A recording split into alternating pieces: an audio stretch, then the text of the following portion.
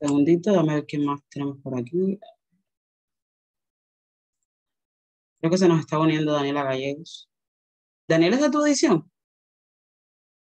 Sí. Sí. Ay, la Dani. Déjame darle admitir a quienes están y ya arrancamos. Vive en Francia, Daniel, ahora, ¿no? Sí. Daniela está en Francia, sí. Ahora está en Barcelona, que vino no sé qué. Esa está loca. A ver si Que me no. escucha. Estaba diciendo que estabas Hola, loca, pero Dani, bueno. ¿qué tal? Hola, Ray. Hola, Qué lindo Joa. verte, ¿cómo estás? Bien, gracias. Llegando del trabajo en este instante para Pero verte. tú no estabas en Barcelona. El ¿Qué me fin de dijiste? semana, el fin de Ah, semana. ya. Mira tú. Oye, cuando vengas, hace un viaje por aquí por Málaga, que tampoco está tan lejos. Que yo extraño también verles las caras. Dios mío, Estás lejos, ¿no? ¿No? un poquito. Pero mira, hace sol, se come bien. Yo lo compenso. Mi compañía se compensa. El sol compensa todo. Totalmente. Oye, gente, vamos a empezar y si no, que se nos sumen. Ahí estamos grabando. Así que, Raida, te doy nuevamente la bienvenida, igual que a los que nos están acompañando. Como saben, estas son sesiones de grupos reducidos para poder interactuar, dinámicas y aprender también sobre temas específicos. En Conecta realmente le estaba comentando a Raida al inicio de que estamos haciendo cosas por encima de las expectativas, ¿no? Nos están surgiendo un montón de oportunidades de participación en proyectos claves. Este tipo de eventos y de actividades es una forma de mantenernos conectados sobre temas que fomentan nuestro crecimiento y también de trabajar en red y de poder apoyarnos los unos a los otros de nuestra expertise, ¿no? Teníamos muchísimas ganas de hacer cosas o tener una sesión dedicada a innovación social. Y cuando lanzamos, creo que fue una encuesta en Stories, nos dijeron casi todos innovación social, ¿no? De, oye, que sería bueno, interesante poder tener una temática como esta, porque además estamos haciendo un repositorio que luego tendremos todos estos temas en nuestro estrenado, que vamos a estrenar el canal de YouTube y ahí podrán acceder a toda esta información. Y claro, cuando pensamos en innovación social fue como Raída. O sea, Raída es como la meca de la innovación social, es un referente. Y para nosotros, además, nosotros lo decíamos de que para, es uno de los perfiles más top de nuestra red y luego es muy conocedora de esta área, así que estoy segura que vamos a tener una presentación y una sesión súper nutritiva.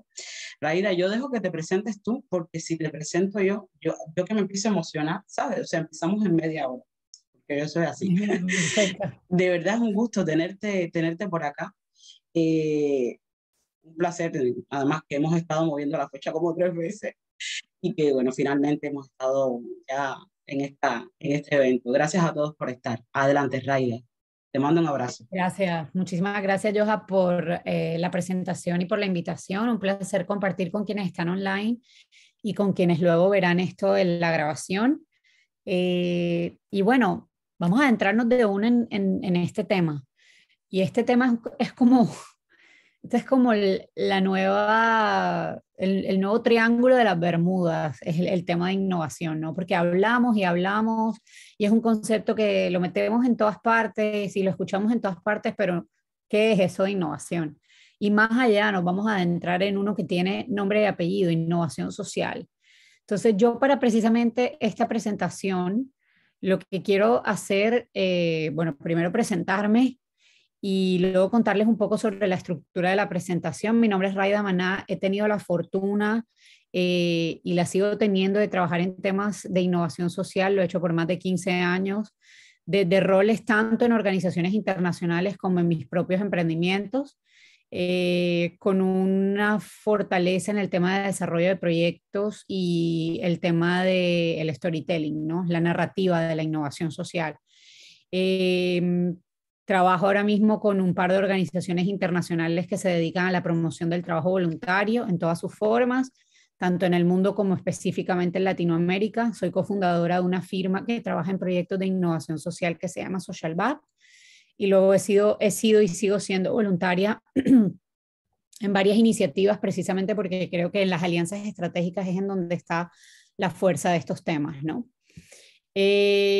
¿Cómo vamos a hacer esta presentación? Nos vamos a entrar en el concepto de innovación social y luego de que hablemos un poco del concepto, nos vamos a entrar en 4 cosas que creo que son importantísimas para empezar a entender cómo se lleva la innovación social a la práctica más allá de un concepto. Esas 4 cosas son este tema de lo que nosotros llamamos confianza creativa o el muéstrame y no me digas, la solución creativa de problemas, el design thinking como una metodología que nos ayuda a acercarnos a la innovación social, pero no como la única ni como la mejor, simplemente como una posibilidad a acercarnos a soluciones. Y luego el storytelling, ¿no? Porque definitivamente lo que uno no cuenta no existe, y lo que la innovación social requiere cada vez con más fuerza es precisamente historias fortalecidas que nos permitan entender qué está pasando con este tipo de iniciativas. Adentrémonos un poco entonces en este concepto de innovación social. Ya hemos dicho que el concepto de innovación es gris y no lo entendemos y lo escuchamos en todas partes, pero y si le sumamos un apellido se vuelve incluso más enredado. Pero es un concepto muy sencillo. Académicos de la Universidad de Cambridge en el Reino Unido lo definen definen a la innovación social como el desarrollo de soluciones creativas y prácticas a problemas sociales complejos. Entonces vamos a empezar a desarmar este concepto. ¿Qué es eso de desarrollo de soluciones? Para hablar de desarrollo de soluciones tenemos que hablar de los posibles escenarios de la innovación social.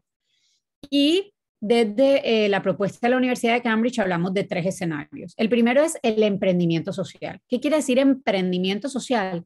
Es el proceso de crear o de hacer crecer una empresa donde la motivación principal del emprendedor es abordar desafíos sociales. Entonces eso es arrancar una empresa de cero. El intraemprendimiento social. Entonces hablamos de un proceso de abordar los desafíos sociales dentro de una organización que ya está establecida. Es decir, alguien que trabaja en una empresa y decide, por ejemplo, empezar un nuevo proyecto en donde el foco es abordar desafíos sociales. Ahí yo pongo un ojo al voluntariado corporativo porque suele ser una práctica desde la que surgen muchos proyectos de innovación social. Ahorita vamos a ver por qué. Y por último está el extraemprendimiento social, que justamente esto que estamos teniendo aquí hace parte de ese ecosistema del extraemprendimiento. Son acciones interorganizacionales que facilitan la combinación de ideas, de lugares, de recursos para poder abordar los desafíos sociales que tenemos, ¿no? Entonces todo lo que hace la academia, los eventos, todo esto cae en este tema del extraemprendimiento social. Entonces hablamos de soluciones creativas y prácticas a problemas sociales complejos. Entonces tenemos que hablar de posibles modelos de negocio de la innovación social. Y esto es muy sencillo porque el espectro es gigantesco, ¿no? Entre el sin ánimo de lucro y los proyectos que tienen fines de lucro, hay un montón de posibles modelos. Pero para explicarlo de la manera más sencilla, podemos hablar de 3 posibles modelos, ¿no? El sin ánimo de lucro, que funciona perfectamente para la innovación social, es decir, uno puede ejecutar un proyecto de innovación social desde un modelo sin ánimo de lucro. El otro es el híbrido, en donde hay ánimo de lucro, pero también hay fines de lucro, pero digamos que el que prevalece es precisamente la solución a la problemática social. Y luego el que no funciona para la innovación social es el que es únicamente con fines de lucro. ¿Quiere decir que ese es un modelo malo? No, para nada. Es un modelo necesario y que existe, pero no funciona para la innovación social. Y bueno, la última es esto de problemas sociales complejos. Y para poder entender los problemas sociales complejos, a mí me gusta mucho el concepto de Rittel y Weber, que viene de los 70, que es el concepto de los problemas malvados. En inglés se llaman los wicked problems. Si lo tratamos de traducir al español, traduce como problemas malvados o problemas retorcidos. Es decir, que tienen una salida, pero se enmarañan, así como se ve en esta figura, y luego tienen millones de soluciones. Y esas soluciones dependen de las soluciones anteriores. Hablemos un poquito de los problemas retorcidos, de los problemas malvados, porque esto nos permite entender la complejidad de la innovación social. Los problemas malvados son circulares o complicados o complejos. No tienen una formulación definida, tienen múltiples soluciones. Hablemos, por ejemplo, algo como el cambio climático. El cambio climático no se puede resolver con una sola acción. Tiene múltiples soluciones. Todo lo que se haga hoy para solucionar el cambio climático va a tener un impacto en la siguiente solución que queramos desarrollar para poder resolver este problema. Entonces son problemas que pareciera que nunca tuvieran solución. La comprensión de estos problemas depende de lo específico, de los detalles. No podemos hablar de soluciones verdaderas o falsas, sino de soluciones buenas o malas, dependiendo del contexto del problema. Es único en su naturaleza, son virtualmente ilimitados, precisamente por lo que les contaba, porque una solución influye directamente en la próxima. Tienen líneas de tiempo en generaciones o incluso siglos. La pobreza. ¿Desde cuándo conocemos la pobreza? Desde que más o menos el mundo es mundo, ¿no? Y cada solución que se implementa tiene pues una consecuencia para la próxima solución. Bueno, a mí me gustaría mostrarles este video precisamente como un ejemplo cortito de lo que es un proceso de innovación social que se vuelve un proyecto y que tiene varias aristas de esto que ya hemos hablado. Estas luces son hechas de botellas de plástico. El sistema fue desarrollado por Litro de Luz, se llama la empresa, y ayudan a comunidades pobres a poder tener sus propios sistemas de iluminación.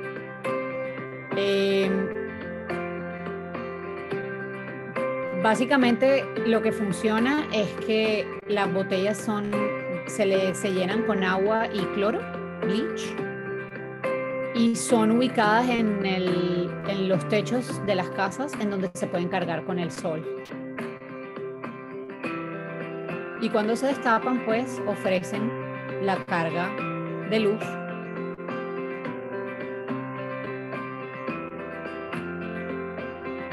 Y bueno, a partir de esa idea se han desarrollado muchas más para poder fortalecer el proyecto. Micropaneles solares, formas de instalación. El proyecto empezó en Filipinas en el 2012, pero se ha desarrollado, bueno, yo creo que ahora son mucho más de 15 países. Y creo que este número también ha crecido. Más de 850.000 hogares se han podido beneficiar. Sí, estos son cifras del 2018, así que muy seguramente son más.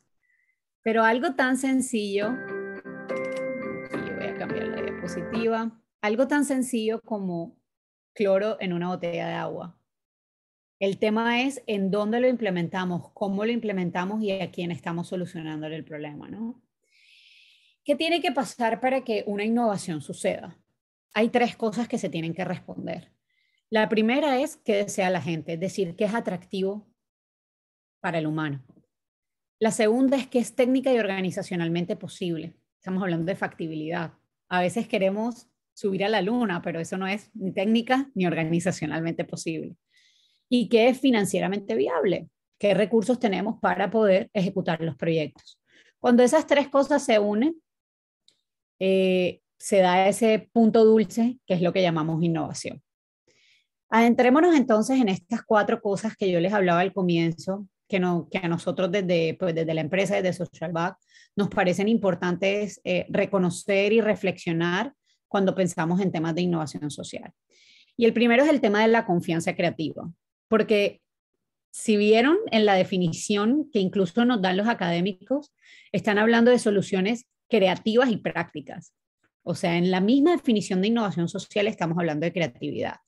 Y resulta que nosotros desde que somos pequeños hemos puesto barreras a los procesos de crecimiento de creatividad de los seres humanos.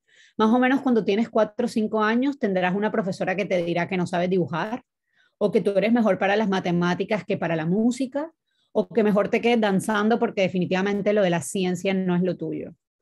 Y empezamos a poner barreras a esa creatividad. Todos los seres humanos somos creativos. Todos tenemos diferentes habilidades dentro de esa creatividad.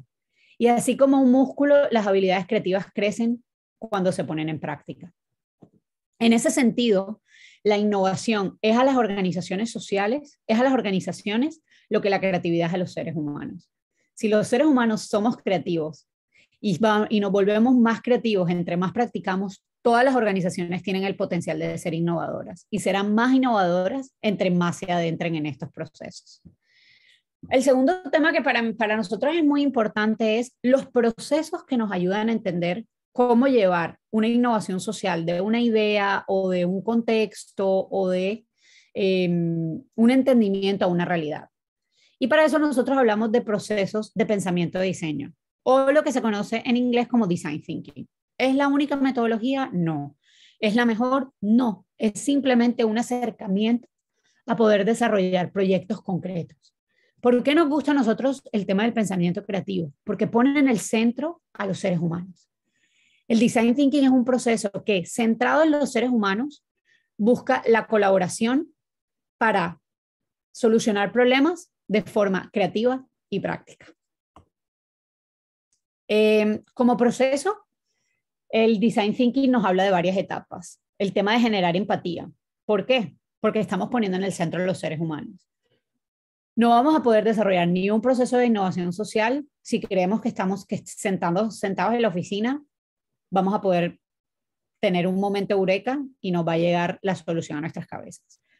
Las soluciones a los problemas sociales pasan en el contexto. A mí me gusta mucho poner el ejemplo de una empresa que se llama El Gramo, una empresa chilena a las que muchos pueden, tal vez algunos conocen. Es una empresa que vende productos de consumo a granel. Es decir, puedo comprar este poquito de arroz, no puedo comprar una bolsa entera de arroz.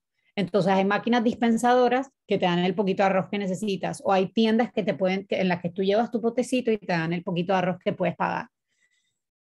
Y uno diría, bueno, mira qué cosa tan es sencillo, pero funciona. Nada más puedo pagar 100 pesos de arroz, pues compro 100 pesos de arroz. Pero esta idea surgió cuando su fundador, José Manuel Mullier, decidió tomarse un año para vivir en comunidad. Y al vivir en comunidad se dio cuenta que la gente no podía comprar una bolsa de arroz. No es porque no quisiera, es porque no tenían el dinero en efectivo suficiente para comprar la bolsa entera.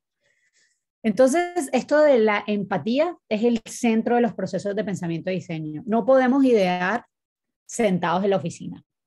Si no hablamos con las comunidades, si no reconocemos las necesidades, eso no se puede. Y luego hay una serie de etapas en las que no me voy a adentrar porque, bueno, eso sería otra conversación, otro taller sobre design thinking. Pero bueno, etapas como definir el problema, idear, generar prototipos. Lo que te dice el design thinking es, no te concentres tanto en la perfección. Haz un prototipo, llévalo a la comunidad, mira si funciona y si funciona, dale y sigue a mejorías. Pero si no funciona, desecha esa idea y empieza con una idea que sí pueda funcionar. El proceso de design thinking no es lineal, no es circular. Es en realidad un proceso en donde uno pudiera empezar con una idea. Por ejemplo, Daniela hoy sentada en su oficina puede tener una idea para mejorar algo en el proceso de su empresa, pero es una idea nada más. Entonces Daniela se puede ir a la empatía como segunda instancia o se puede ir al testeo.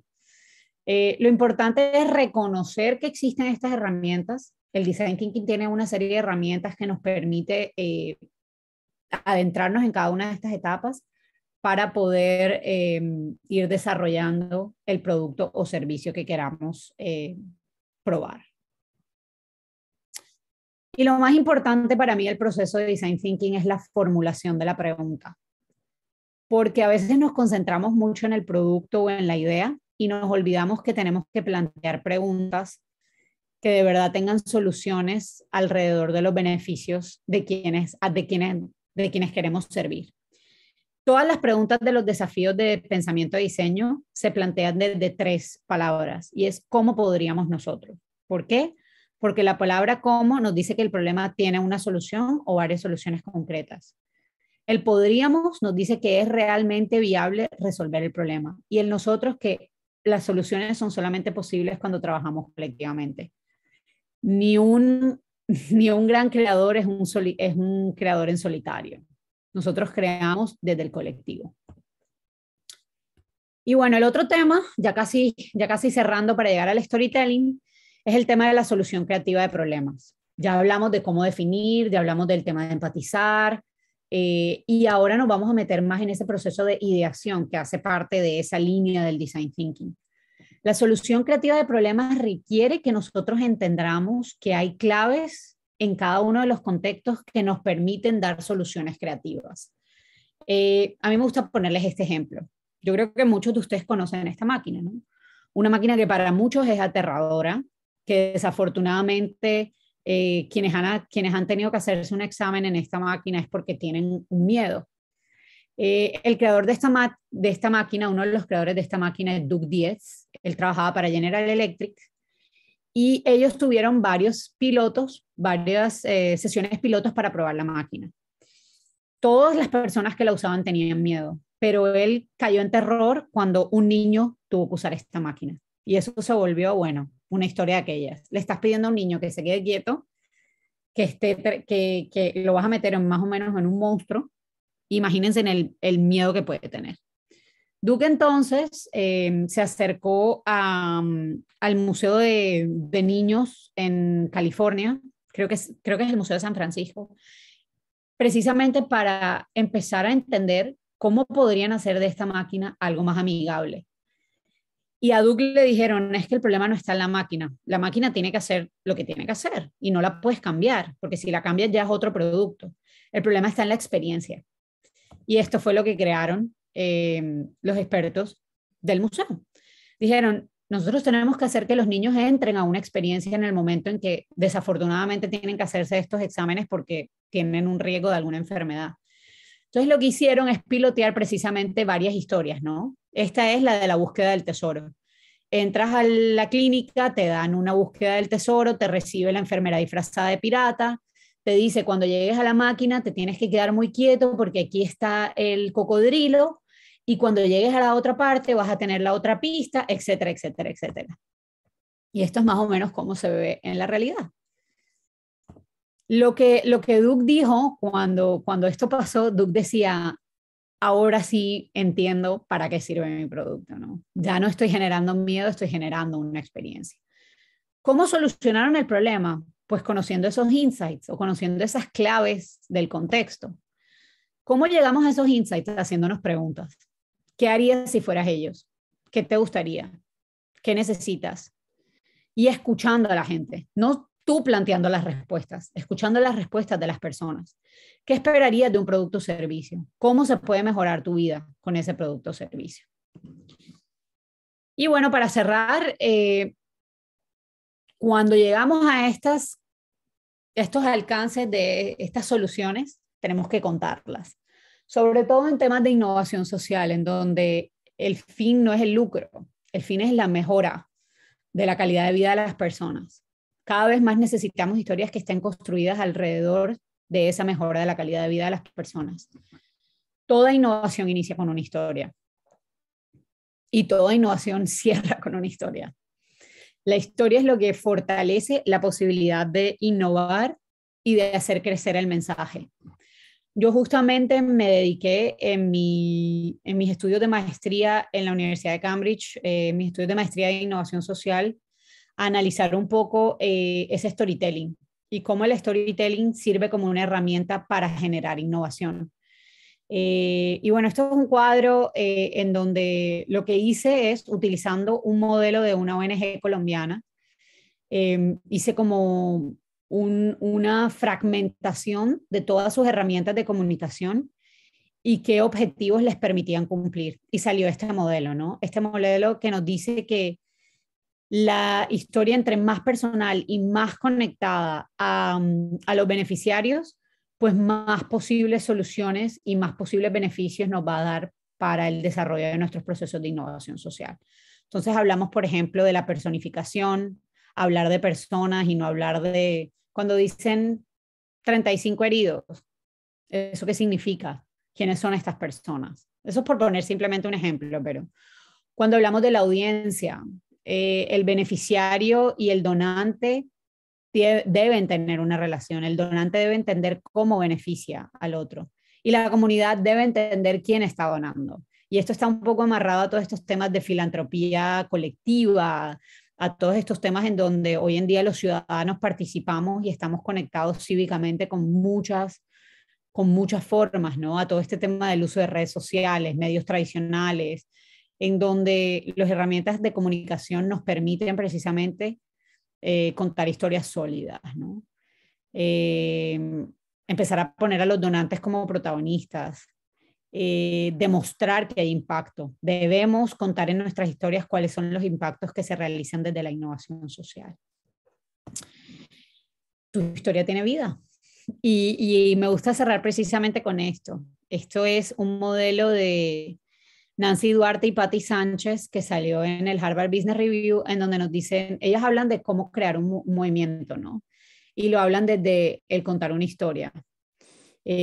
Toda historia tiene esa parte del el famoso inicio, nudo, inicio, nudo, desenlace que aprendimos todos cuando estábamos en el colegio, pero ellos nos hablan de acciones en cada una de estas etapas, ¿no? Yo sueño, yo caigo, yo vuelvo a subir, y cuando llego resulta que tengo que resoñar. Entonces la historia nunca acaba, ¿no? La historia nunca acaba. Nuestras historias están llenas de vida. Y volvemos a ese tema de los problemas malvados. Lo que hoy hacemos para solucionar un problema va a tener influencia en cómo solucionamos ese problema mañana. Yo acuerdo cuando yo escuché sobre los problemas malvados, y yo decía, claro, estaba en mitad de escuchar, y yo decía, pero si no tienen solución, ¿para qué estamos aquí, no? ¿Por qué estamos haciendo algo si ya de cambio climático por siempre? Porque si no hacemos nosotros algo, ¿quiénes? ¿Quiénes lo van a hacer? Y si nosotros no tratamos de buscar las soluciones, ¿quiénes lo van a hacer? Estas 4 etapas que yo les conté precisamente no son etapas lineales, esto de la confianza creativa, de la solución creativa de problemas, del pensamiento de diseño, de las herramientas y del storytelling, también es un proceso cíclico. A veces empezamos con la historia y nos vamos a la idea, a veces arrancamos con la creatividad y nos vamos a la solución creativa de los problemas. Lo importante es reconocer el por qué lo hacemos y seguir poniendo en el centro de todas nuestras acciones de innovación social a los seres humanos. Y bueno, esto es todo. Muchísimas gracias por escuchar y me gustaría más que cualquier otra cosa es generar una conversación y que hablemos un poco de sus iniciativas, de cualquier pregunta que puedan tener. Muchísimas gracias, Raida. Me ha encantado tu presentación, de verdad, y además que me quedo pensando en algunas ideas también, en otros proyectos en los que participo. Pero la idea es, como tú decías, generar este intercambio, a ver quién quiere hacer alguna pregunta, alguna reflexión, si de pronto están trabajando en algún tipo de proyecto relacionado, mejor dicho, saquémosles provecho a Raida, que ha destinado este tiempo súper valioso para compartir con nosotros y de poder intercambiar, que es un poco el alma de esta sesión. Gracias de nuevo, Raida. A ver quién se anima. Creo que yo. ¿Puedes escucharme? Sí, perfectamente. Hola, ¿qué tal? Muchas gracias, Raida, por la presentación. Fue genial, fue genial. Hablo desde Brasil. Ahorita en Brasil yo trabajo en el gobierno del estado de Río de Janeiro y tengo una duda que tal vez sea una reflexión, porque al menos en Brasil los gobiernos tienen una idea, una concepción de la innovación siempre. La innovación es algo llave, pero la estructura de gobierno de Brasil son muy burocráticas. Entonces, ¿cómo crees que se puede hacer esta innovación con estructuras tan burocráticas como en gobierno, que no es posible testear, como por ejemplo en otras organizaciones? Pero es esto. Muchas gracias. Bien. Todas las estructuras de gobierno, yo me atrevería a decir que en todo el mundo tienen este problema, ¿no?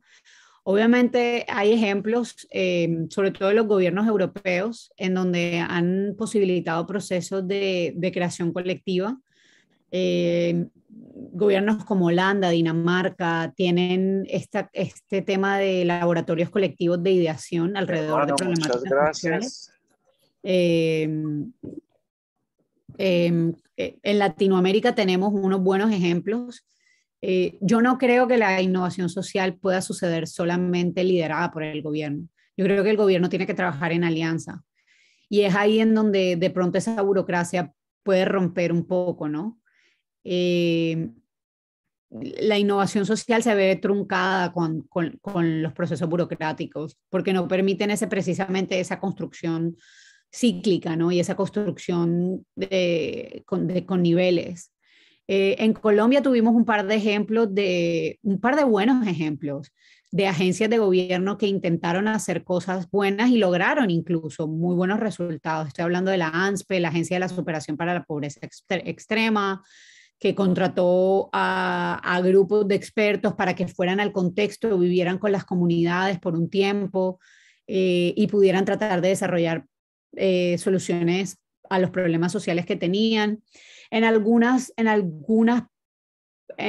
casos funcionó porque las soluciones estaban conectadas a lo que las comunidades sabían hacer.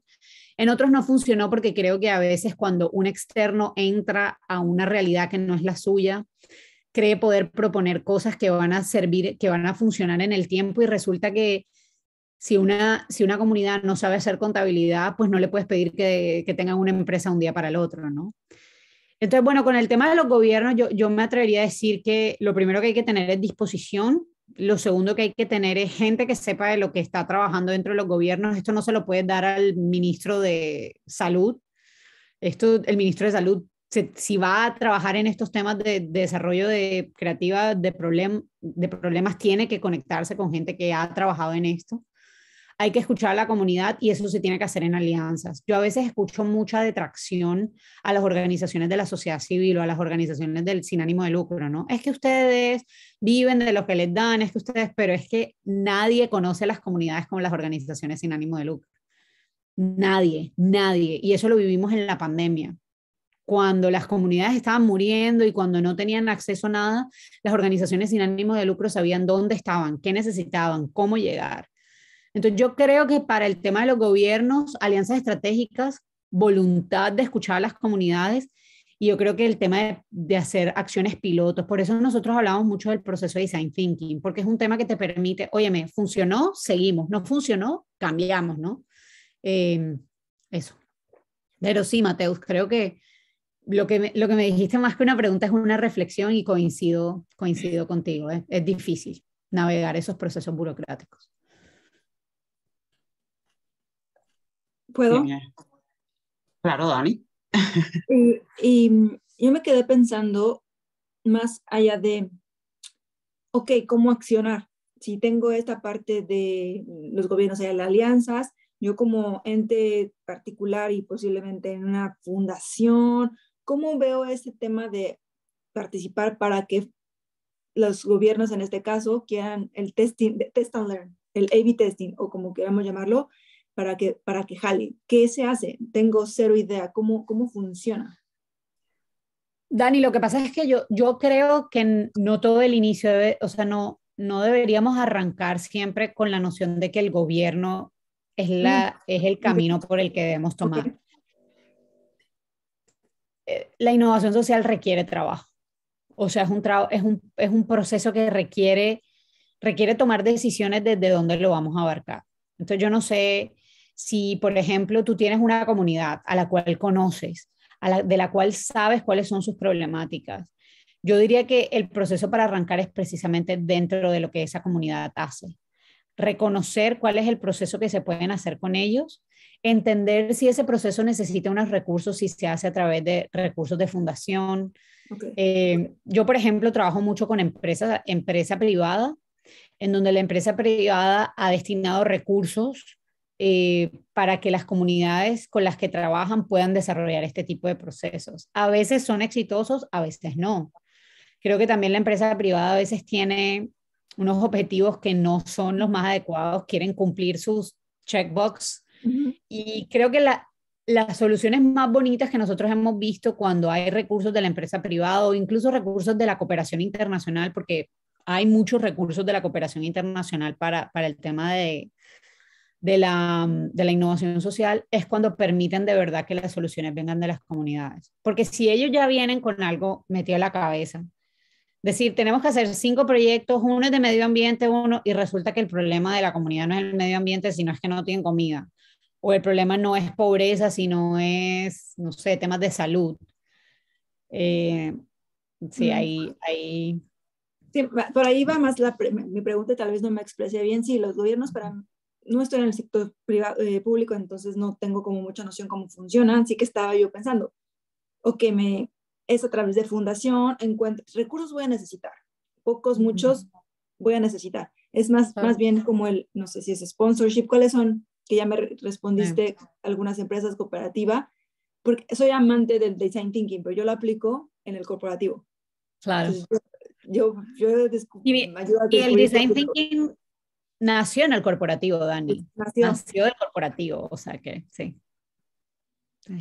Dani, yo me atrevería a decir, por eso empecé con el tema de los posibles escenarios, ¿no? El tema del emprendimiento, intraemprendimiento, extraemprendimiento. Yo arranqué desde procesos de extraemprendimiento, un poco conectando con universidades para ver qué pasaba.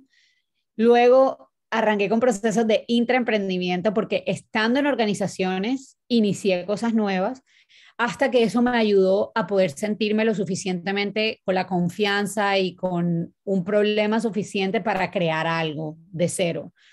Y yo no creo que ni un camino sea mejor que otro. Yo creo que necesitamos utilizar el camino que nos funcione. Si estás en la empresa privada, yo creo que una buena forma de arrancar es preguntarle a tu empresa qué están haciendo en temas de impacto social. ¿Hay oportunidades de voluntariado? ¿Puedo participar? Hay oportunidades, hay laboratorios, hay muchas empresas que tienen laboratorios, no solamente de innovación social, sino laboratorios de innovación dentro de sus empresas. Hombre, puedo proponer un proceso de innovación social dentro de mi empresa y yo me atrevería a decir que hoy en día, considerando las cosas, un aproximado del 60-70% de las empresas va a tener algo que ofrecer o va a estar en la disposición de escuchar, sobre todo las grandes empresas.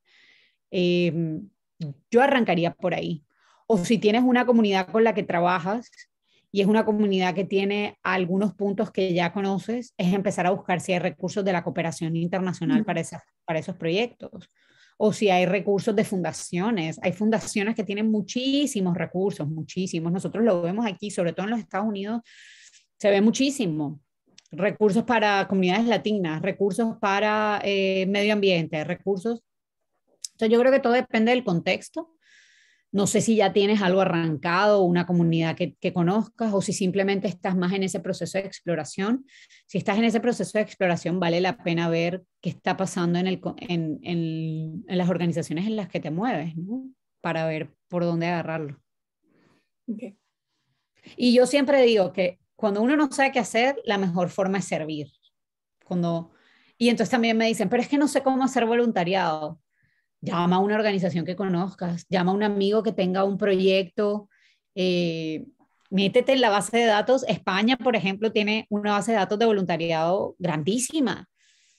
Hombre, y de pronto lo que hiciste un sábado definitivamente no es por donde es, no quieres coger por ahí, pero te permitió conocer y el voluntariado, yo por eso lo menciono mucho, porque sí te permite empezar a conectar. Y otra cosa que también es súper importante, no te vayas a meter en un proyecto en donde no estés 100% metido de corazón. Porque si es algo que es adicional a tu trabajo, se va a volver una carga. Y si es algo que se va a volver tu día a día, si no te apasiona, te vas a aburrir. Entonces, esa frase de enamórate del problema, no te enamores de la idea, es muy cierta, muy cierta. Gracias. Nada, ni a ti. Raida. Muchísimas gracias, Raida. ¿Alguien más quiere hacer algún comentario, alguna reflexión? Por ahí se nos ha unido también un poco tarde Luis Mijaramillo, el presidente actual de la red. Y no, me quedo también con muchas reflexiones, sobre todo con esto último que dijiste, Raida. Yo hubo un momento en mi vida que estuve en cuanto, programas de voluntariado existían, algunos muy complejos para una edad muy temprana, porque empecé con 14 años, de ir hasta las cárceles, o mil historias, algunos muy complicados a nivel incluso emocional, ¿no? Y uno también tiene que estar preparado, ¿no? Y luego cuándo saber que puede servir y cuándo no, ¿no? A veces tú vas con toda tu voluntad y eres un estorbo.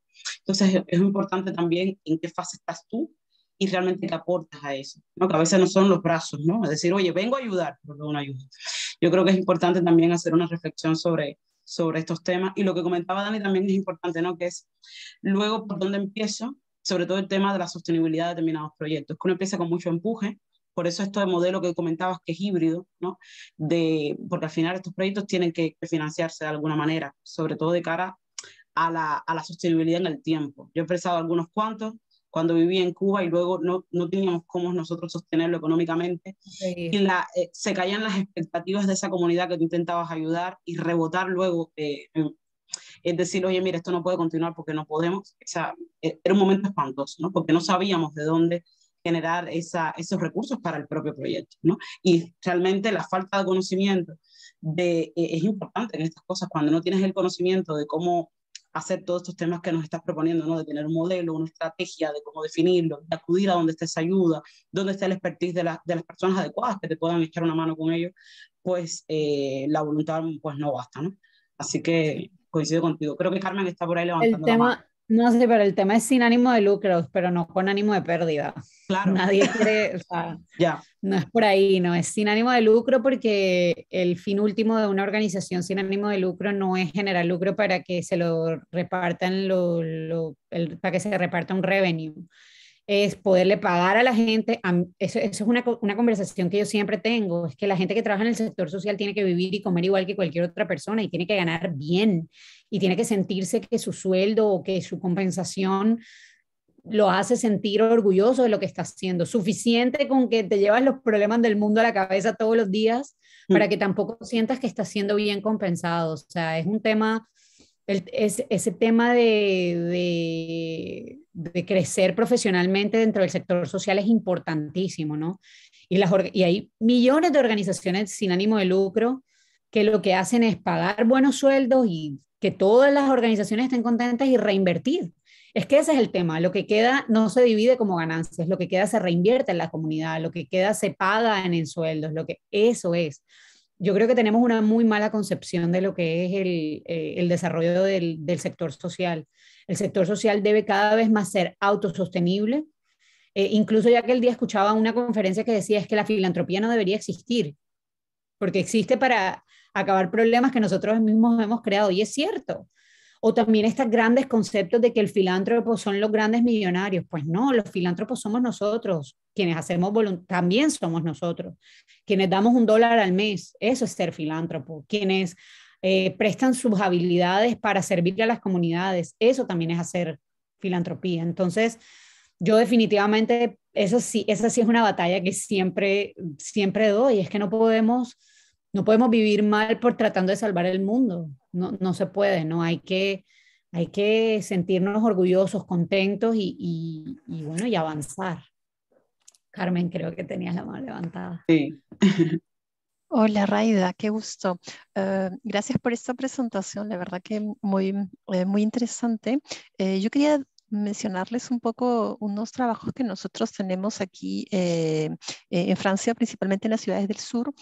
Trabajamos en la restauración ecológica de ciudades y nos interesamos cómo a partir del capital natural podemos también crear innovación en las comunidades, pero bueno, hablamos de ciudades metropolitanas. Entonces, la gente está muy organizada, pero es como uno involucra al actor, al ciudadano, también en participar de la vegetalización.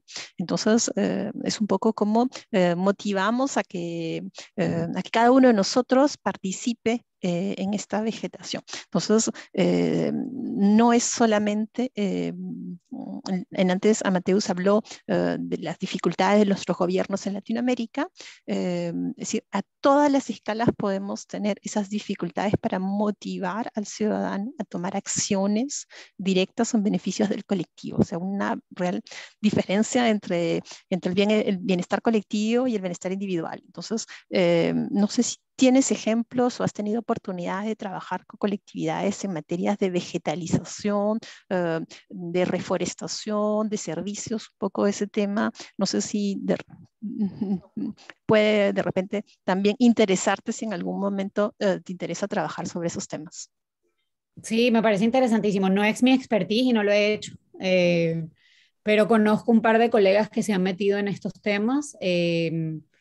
Y bueno, más que cualquier otra cosa sería conocer de ti, de lo que estás haciendo y ver cómo los procesos que nosotros desarrollamos se pueden integrar en ese trabajo que ustedes están haciendo y de pronto hacer algunas conexiones interesantes. Pero no, nunca he trabajado en proyectos de este tipo. Sé que hay un movimiento importante que está creciendo alrededor de estos temas. sé mucho más de que existen en Europa, pero he visto también crecimiento de estos temas en Latinoamérica. Así que nada, más que cualquier otra cosa, me interesaría aprender de ti, Carmen, y de lo que estás desarrollando. Les pongo aquí en el chat un link a un festival que se llama el TENOC, The Nature of Cities, que es un movimiento global, un movimiento mundial en el que motivamos a las ciudades a invertir en naturaleza. Entonces, esto es un ejemplo de acciones que se dan por la sociedad civil, por centros de investigación que promueven un poco a motivar este tipo de acciones. Y bueno, encantada si efectivamente estos temas te interesan. Yo tengo proyectos en el sur de Francia en el que trabajamos con las ciudades para motivar como, por ejemplo, hemos previsto de cambiar la red del tranvía para que tenga un espacio más vegetales. Pero al mismo tiempo motivamos a que las personas que viven alrededor de estos nuevos espacios verdes también tomen la iniciativa de vegetalizar su fachada, por ejemplo. O sea, son inversiones privadas, pero que van a acompañar una inversión pública. Entonces es como todo el mundo gana. Pero es igual, lo mismo pasa en Latinoamérica. Queremos una inversión pública, pero no queremos también que el ciudadano a su escala, a su nivel, también invierta, ponga de su mano. Es igual como cuando tratamos de poner intensivos a luchar contra la pobreza, podemos ayudarlos en algo, pero necesitamos que esa persona se involucre, tome la acción, porque si no, no funciona. Entonces, bueno, es un poco ese tipo de ejemplos. Si te interesan, efectivamente podemos intercambiar sobre esos temas. Ahí está el IAM para todos, si les interesa participar en este gran festival en el que habrá iniciativas un poco de todo el mundo. Carmen, ¿en qué ciudades estás? Yo estoy basada en París, pero bueno, trabajo con algunos proyectos principalmente en el sur de Francia. Y bueno, participo en Conecta porque para mí Conecta es una red muy importante. Tenemos que hacer cosas en Latinoamérica y yo pienso que efectivamente es por estos intercambios que podemos conocernos, podemos aprovechar de esta red que tenemos, que es fabulosa. Y bueno, y igualmente encantada de poder intercambiar sobre todo lo que se realice. Gracias, Nuevamente, Carmen. Mil gracias, de verdad. Perdona por haberte interrumpido. Es que además Carmen fue vicepresidenta de la red, la junta en que yo estuve de presidenta, y Carmen es como nuestra mente pensante, ¿no?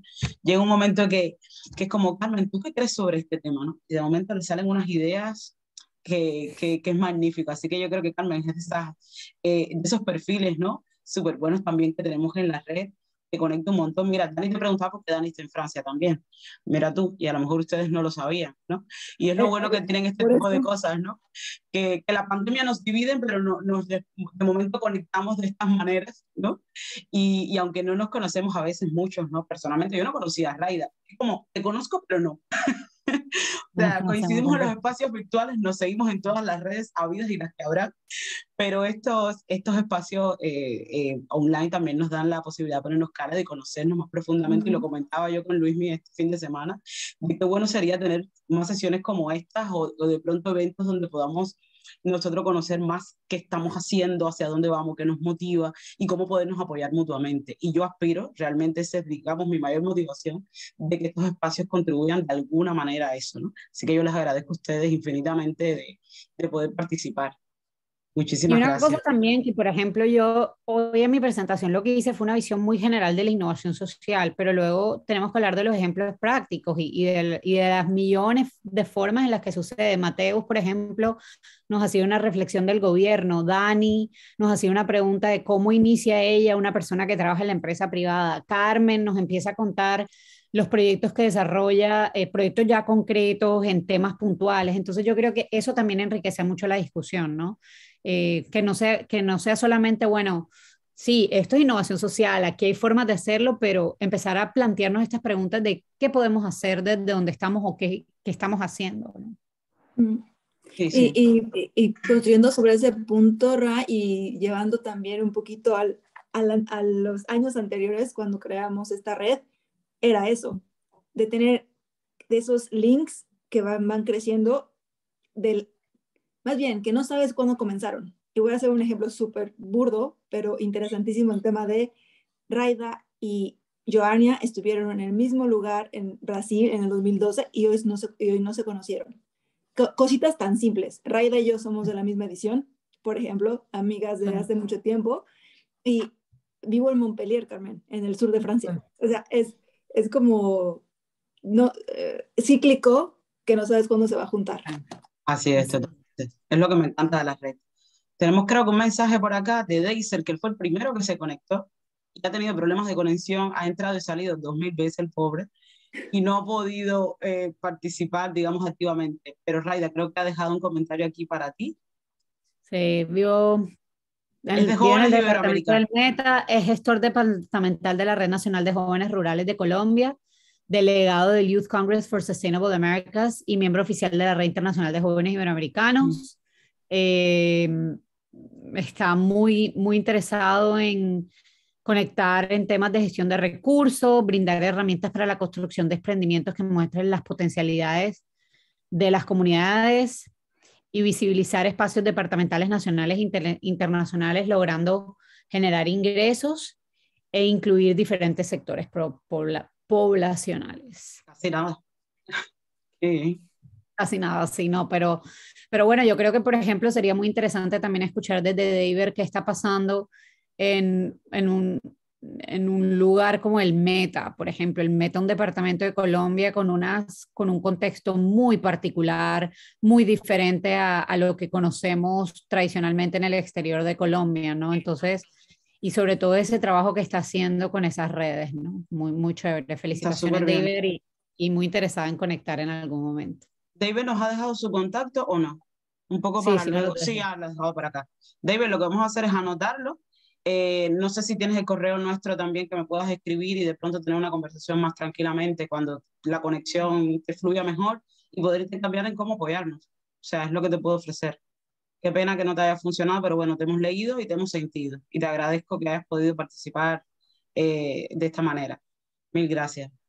Gente, no sé si tienen algún otro comentario. Yo me quedo súper a gusto, de verdad. Muchísimas gracias, Raida. Yo quería, lástima no haber podido estar, digamos, en toda la ponencia de Raida, que tenía muchísimas expectativas de poder participar. De verdad, Raida, que súper agradecidos contigo, súper agradecidos también con cada una de las personas que se conectaron a este espacio. Qué rico ver a Carmen, qué rico ver pues también a David súper entusiasmado con estos espacios. También ver a Mateus, me alegra muchísimo que puedas, digamos, como poder aplicar o aprender de cada una de esas experiencias que nos contaba Raida acerca de innovación social. De verdad que es un agradecimiento muy profundo, porque a la final la red la construimos todos, la construyen ustedes. Ahorita lo mencionaba Carmen, acerca de la potencia y la importancia que tienen estas redes a nivel no solo Iberoamérica, sino a nivel internacional, y poder propiciar estos espacios creo que cada vez es más importante, también como lo mencionaba yo hace un momento. Y no quería, pues como les quería compartir algo súper rápido. Yo sé que ya cada uno tenemos que ir a salir cada una de nuestras cosas, pero precisamente en estos momentos me encuentro en uno de los centros del Valle del Software que tenemos en Medellín. Yo en estos momentos estoy ubicado en Medellín, que es una de esas experiencias prácticas y puntuales que se han implementado desde la ciudad alrededor de temas de innovación social. Entonces voy a mirar, incluso aquí Mateus, aquí estoy con una delegación de Recife, Brasil, que ya voy a arrancar con ellos. Yo creo que esta cámara está un poco sucia. Además que está recién estrenado, ¿no? El Valle del Software. Sí, las está instalaciones súper recién estás. entrenado. Qué guay. Cuando quieran, súper abierto para compartir experiencias. Quería más como compartirles eso. De nuevo, de verdad, Raida, que muchos agradecimientos. Seguro te vamos a estar por ahí buscando nuevamente para algo que ya Joa me mencionó, tenemos en mente. Y bueno, seguimos construyendo. Un fuerte abrazo a la distancia para todos y les deseo un muy feliz resto de día. Y por aquí lo y luego que me cuentas más del Valle del Software. Yo creo que es una iniciativa de Ruta N, ¿cierto? Es de la alcaldía en alianza con Ruta N. Ruta M, súper, sí, me encantaría Así conocer es. más. Y bueno, de todo, Por de lo que supuesto. están haciendo todos. Tienes que venir y también te contaré y te compartiré toda la información. Sí, la próxima vez que esté en Colombia, ahí organizamos. A Deiber también, que si está en Meta y quieres conocer más, y a Mateus también, que parte precisamente con lo que vamos aquí a realizar con el equipo de Brasil es como esa transferencia de conocimiento, de esas buenas prácticas y experiencias. Entonces, siempre la orden, mi WhatsApp está siempre disponible para lo que necesiten. Qué bien. Dale, Mil gracias, puedes Luis. hacer el cierre. No, yo me quedo realmente súper contenta, de verdad, por todo este esfuerzo que estamos haciendo de generar estos espacios, ¿no? Mes a mes sobre temas que sean de interés. Agradecerte, Raida, por la disposición desde el minuto -0. Aunque yo soy súper informal. Hey, Raida, ¿qué tal? ¿Te sumas a esto, no? Sin introducción y sin nada. Y Raida, bien, perfecto. No sé qué es, no sé qué es, pero ni fecha ni nada, pero yo me sumo, ¿no? Y me encanta el dinamismo que tenemos nosotros en la red, que todos estamos medio locos, ¿no? Eso me encanta. Yo agradecerte de verdad por el tiempo, a todos por participar. Lo hemos grabado para quien no haya podido asistir, que nos han estado escribiendo, que lo verán posteriormente. Y nada, estamos, lo que digo yo siempre, estamos conectados y estamos aquí para cualquier cosa que necesiten. Estaré molestándote, Raida, próximamente. Ya después te lo avisaré. No es molestia, yo muy agradecida. Yo tengo mucho que agradecer a la Fundación Carolina y a todo lo que surgió por iniciar en ese camino, y luego la red, y luego ahora Conecta. Creo que no sería el profesional ni la persona que soy hoy si no hubiera pasado todas esas cosas en mi vida. Así que si alguien de la red me conecta, no tengo sino un sí que dar. Así que muchas gracias por el espacio y por dejarme compartir con ustedes. Genial, gracias de verdad a todos. Nos despedimos, voy a cerrar la sesión y bueno, ya para la próxima seguramente contaremos con todos ustedes para asistir a sesiones como esta. Gracias, Raya, gracias a todos. Nos vemos. Gracias. Chao, gente. Adiós. Chao, gracias a todos. Chao.